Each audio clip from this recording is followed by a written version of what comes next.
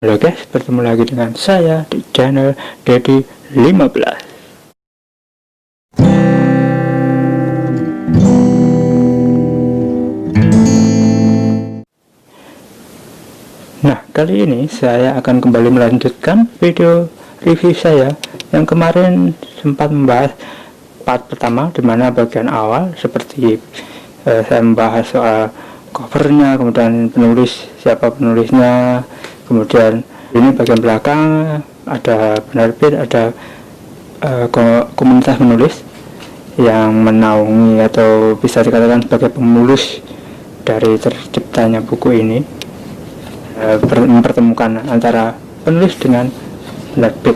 Nah, kali ini saya akan menyajikan tentang penokohan.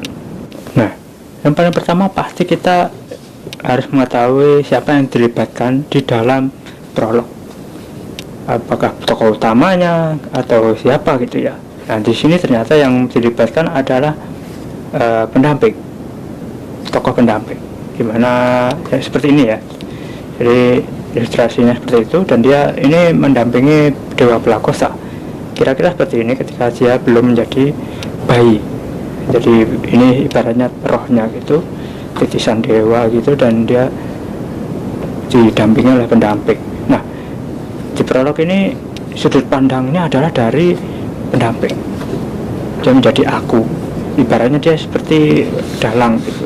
Menurut saya karakternya seperti, mungkin kalau misalkan di pewayangan ibaratnya kayak Semar gitu, tapi ini versi perempuan, dan kemudian tidak serumit Semar gitu. Ini lebih santai, dan pastinya kalau dia jadi pendamping tokoh utama gitu, Pelakosa, otomatis dia pasti lebih kuat ya daripada pendamping-pendamping yang lain. Dan menariknya di sini adalah dia tidak punya nama, jadi tidak bisa diidentifikasi seperti misalnya dengan nama gitu, dia nggak bisa. Nah, kemudian kita ke ini Pelakosa. Ini diawali dengan ini berburu rahim, kemudian kita tahu bahwa dia kemudian dilahirkan. Nah, ini hari kelahiran. Disinilah kemudian kita mengenal bahwa Dewa Pelakosa menjadi Dewangkara.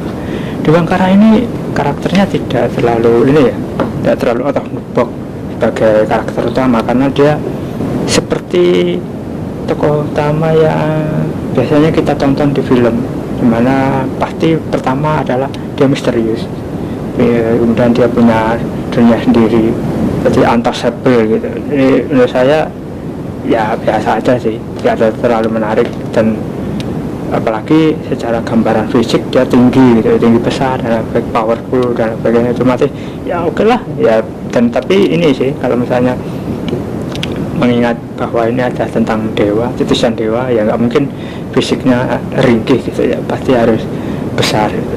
Meskipun agak ini sih, saya agak kurang logis kalau misalnya membayangkan bahwa dia ini latar belakang dari anak orang tidak mampu, bahkan yang merawat dia itu nenek buyut, bukan orang tuanya.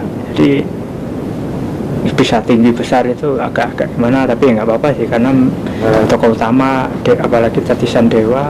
Justru yang paling menarik itu adalah ketika mengetahui tokoh yang bernama Hasna Putri Alfia. Menurut saya itu lebih menarik. Karena apa? Karena dia itu tidak insecure. Jadi meskipun fisiknya tidak terlalu cantik gitu, dia tidak insecure. Nah, itu yang menurut saya menarik, karena dia menjadi sosok yang tangguh. Ini ketika dia dibully ya, tapi dia justru bisa menjawab, mengajak lawan bicaranya untuk berpikir lebih sulit gitu ya, karena dia memang ini ya, dia pintar sih. Hasna ini bisa tidak insecure, padahal ya dibully ya, mungkin karena dia merasa punya kemampuan yang lain ya, apalagi pinter ya. Kalau anak pinter pasti ya, dia tahu apa, dan kalau dia tahu bahwa itu kelebihannya, ya dia harus mengunggulkan itu. yaitu Dewi Aruna. Dewi Aruna seharusnya saya kenalkan lebih dulu, tapi justru saya tertarik dengan Hasna tadi. Jadi akhirnya saya setelah memperkenalkan Balakosa otomatis ke Hasna. Baru setelah itu saya lihat Dewi Aruna sebagai tokoh villain. Dan di sini saya membayangkan ketika misalnya dia divisualkan sosoknya seperti Maleficent.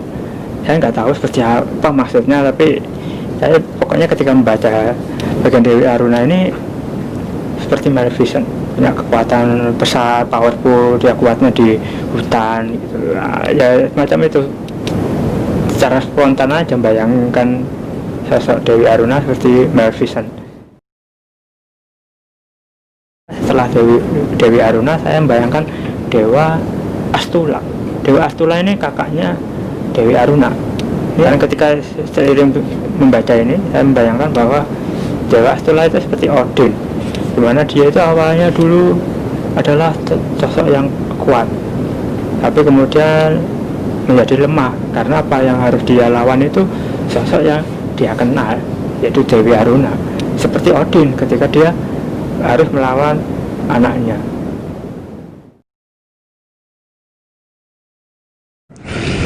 Sepengalaman saya ketika membaca buku gitu, yang paling sering saya baca itu pasti keterkaitan dengan histori Jawa.